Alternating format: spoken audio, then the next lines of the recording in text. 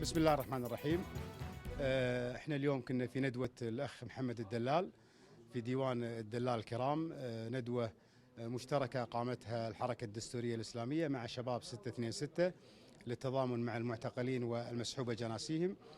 بصراحة بعد الإجراءات الأخيرة من الحكومة في قضية التعسف مع سالم الدوسري وكذلك التعسف مع عمر العريمان، شفنا ردة فعل الشعبية اليوم في الحضور اللي افتقدناه في الندوات السابقة. الحضور اليوم مبشر جدا في عودة حراك قوي، وهي رسالة من الشعب الكويتي أننا لن نقبل بهذه الإجراءات. صحيح أن الحراك لم يكن نفس الحراك في السابق، لكن احنا واثقين أن احنا إلى هذه اللحظة لم نرفع العلم الأبيض.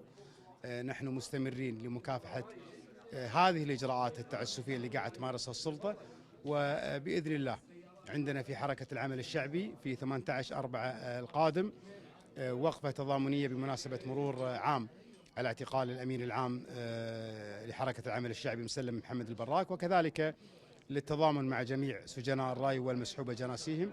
وبإذن الله يعني الإخوان في حشد قاعد يعدون العدة لفعالية كبرى سوف تستقطب جميع فئات المجتمع الكويتي، وهي من جملة الفعاليات اللي يقيمها الحراك. واحنا بإذن الله نعتقد أن الظلم لن يدوم، وبإذن الله سيكون الغلبة للشعب الكويتي، ونتمنى بإذن الله أن تعود الجناسي التي سحبت ويطلق سراح جميع المساجين، وتعود الكويت كما كانت وأفضل. شكرا.